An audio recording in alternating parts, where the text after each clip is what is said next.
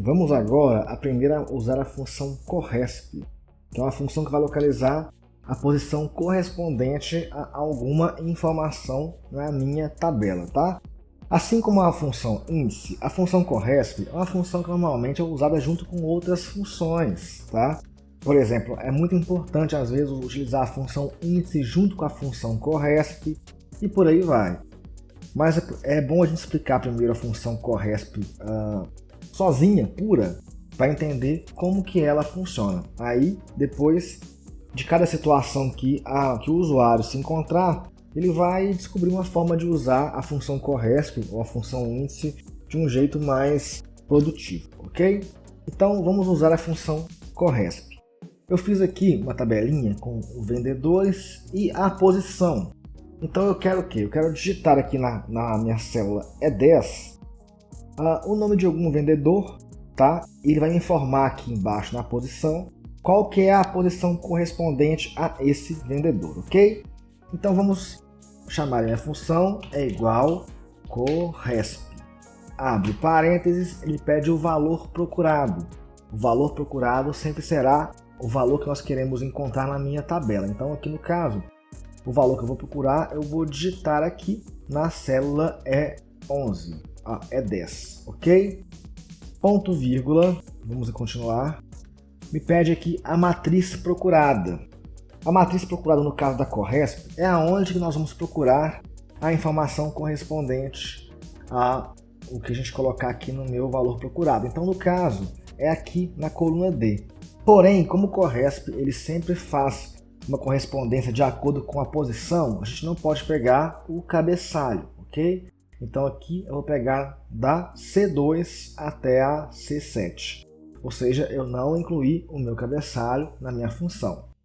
Ponto, vírgula, e agora tem três opções. A gente pode escolher a opção é menor do que, ou seja, poderia ser um número, né? Ele vai localizar até o número menor, correspondência exata, que é o que nós vamos procurar agora, ou é maior do que, ou seja, até o número maior ele vai achar o aproximado, mas aqui no caso, como não são números, são palavras, né, frases, eu vou usar a opção correspondência exata. Correspondência exata, percebo que é o código 0, então eu digito o código 0 e fecho o meu parênteses, ok. Deu erro porque não tem informação nenhuma aqui na minha E10. Então eu vou colocar, por exemplo, aqui eu quero saber a posição do José. Vendedor José. Opa, na verdade tem um erro aqui na minha função. Aqui, ó. Vamos perceber que eu cometi um erro. Eu quero procurar o meu vendedor, mas o vendedor não está na coluna D, está na coluna C. Percebam que eu digitei aqui a minha coluna, a minha tabela errada, tá? Então o que eu posso fazer? Eu vou deslocar para a minha tabela que é na coluna C. Então aqui na beirada, como que eu posso fazer isso mais fácil? Quando eu encosto aqui o mouse no cursor na beiradinha aqui no meu intervalo de células, ele vai formar uma cruzinha com uma setinha preta. Eu posso simplesmente dar um clique, selecionar e arrastar para o lado, pronto. Agora ficou certo a minha função, ok? Então aqui, o José, ele me deu a posição 3. Por quê? Porque o José está na posição 3 da minha tabela, ok? E se eu, por exemplo, eu quero saber a posição do Bruno, eu vou digitar o nome do Bruno, vai me dar a posição dele, que é a posição 6, ok? Aí, e o João? O João na posição 1, tá certo?